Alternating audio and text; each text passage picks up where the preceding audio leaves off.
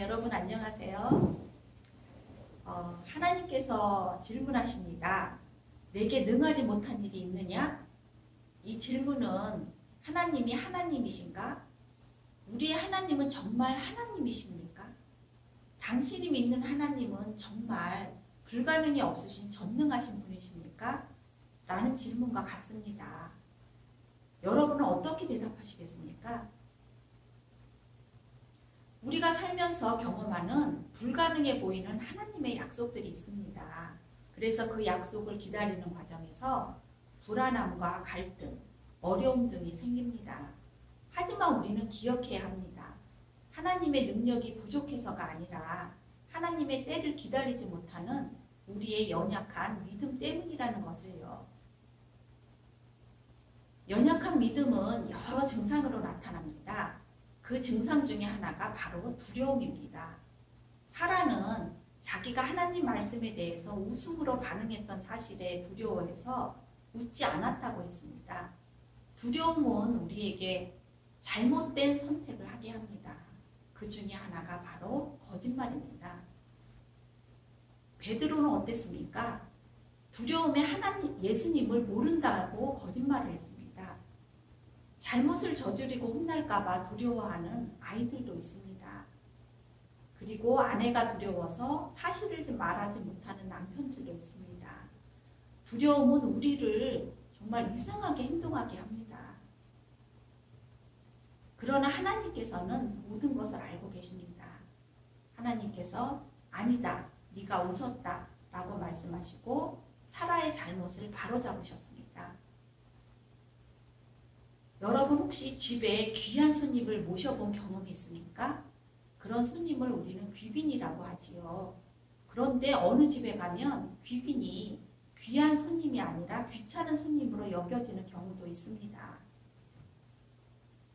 손님 접대를 할 때는 우리가 물질도 들어가고 시간이 들어가고 정성이 들어가게 됩니다. 이렇게 온 신경이 쓰이게 되는 일이죠. 성경에도 말씀하셨습니다. 손님 대접하기에 힘쓰라 라고 했습니다. 오늘 본문 말씀을 보면 아브라함과 사라가 함께 손님을 대접합니다. 손님을 접대할 때 부부가 함께 섬겼다는 사실입니다. 주님을 섬길 때 부부가 한마음이 돼서 섬기는 일은 참 아름다운 모습입니다. 주님을 섬길 때 부부 중에 어느 한쪽이라도 반대를 하게 되면 하나님을 섬기기가 쉽지 않습니다. 특히 손님을 접대하는 일에 아내가 반대를 하거나 소극적이게 되면 손님을 대접할 수가 없게 됩니다. 연변과학기술대학교에서 선교사로 사역하고 있는 정진호 교수에 대한 이야기를 하나 해드리겠습니다.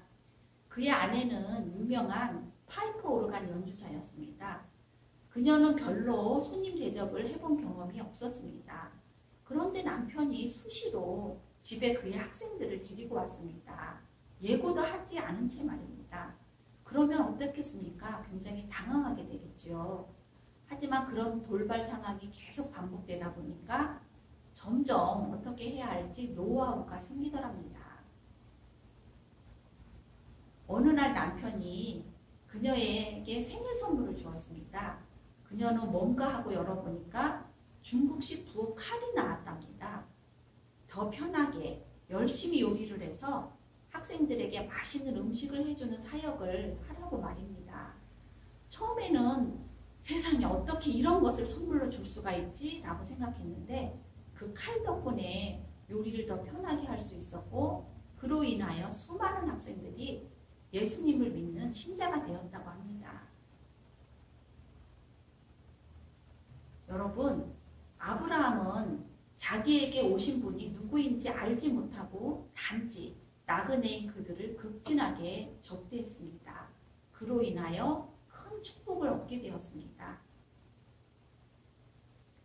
영국에서의 한 가지 일화를 말씀드리겠습니다. 여왕이 편복을 입고 몰래 길을 산책하고 있었습니다. 그때 갑자기 비가 억수같이 쏟아졌습니다. 여왕은 한 농부의 집 문을 두드리면서 우산을 빌려달라고 했습니다. 사용한 후에 돌려주겠다고 하면서 말입니다. 그런데 농부 집에는 좋은 우산도 있었지만 낡은 우산을 여왕에게 빌려주었습니다. 며칠 후에 여왕의 근위대장이 농부의 집을 방문했습니다. 그러면서 살이 부러진 우산을 건네주면서 여왕께서 잘 사용하였다고 돌려드리라고 해서 가져왔습니다. 라고 말하는 것이 아니겠습니까? 농부는 정말 두고두고 후회를 했습니다. 아, 내가 왜 여왕에게 살이 부러진 우산을 빌려드렸을까? 좀 더 좋은 우산을 빌려드렸으면 얼마나 좋았을까 하고 말입니다. 또 한 가지 이야기입니다. 어느 날 한 주인이 열심히 일한 두 종에게 건축 재료를 주면서 각기 집을 지으라고 했습니다. 한 종은 주인이 우리를 정말 너무 부려먹는 거 아니야? 라고 생각하면서 내가 살 집도 아닌데 대충 짓지 뭐 하고 집을 지었습니다. 하지만 또 다른 종은 주인이 시키는 일이니까 최선을 다해서 좋은 재료로 훌륭한 집을 지었습니다. 집을 다 지어놓은 후에 주인이 와서 말했습니다. 수고들 했다. 너희들이 지은 집을 내가 너희에게 줄 테니 이제는 너희들이 지은 집에 들어가서 살도록 하여라. 그러자 집을 형편없게 지은 종이 내가 왜 최선을 다하지 않았지? 하고 후회를 하였습니다. 하지만 소용없는 일이었습니다.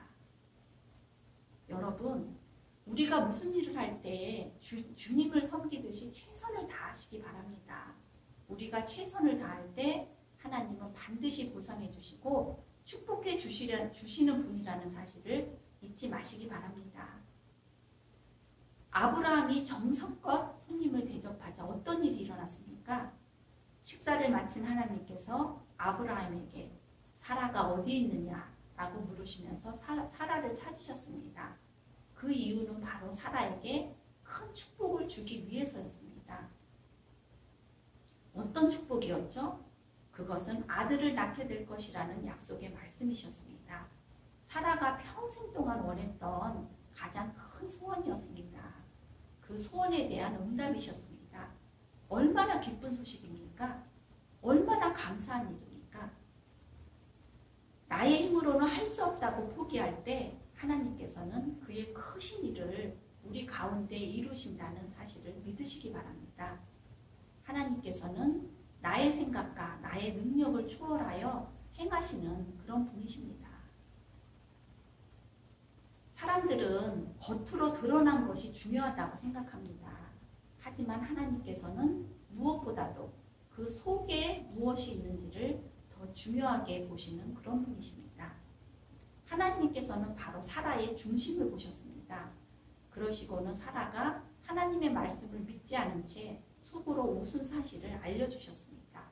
겉으로 웃지 않았다고 모르시지 않음을 알려주셨습니다. 사랑하는 여러분, 우리가 자기 잘못을 인정하지 않으면 바른 믿음을 가질 수 없습니다. 자기 변명을 하고 자기 합리화를 시키면 중심을 보고 계시는 하나님을 바로 섬길 수가 없습니다. 하나님이 베풀어 주실 축복을 받으실 수가 없습니다. 오늘 말씀을 맺으면서 우리가 교훈받아야 할 두 가지를 말씀드리겠습니다. 첫째는 우리가 최선을 다해서 열심히 섬기면 반드시 하나님께서는 보상을 해주신다는 것입니다. 그리고 둘째는 하나님은 불가능한 것을 가능케 하시는 분입니다.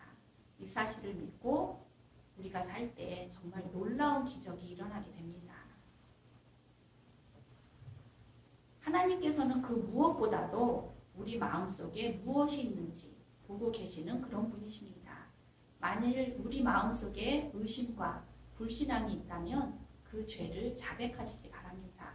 그리고 하나님께서 예비해 놓으신 큰 축복을 경험하면서 살아가시기 바랍니다. 아멘.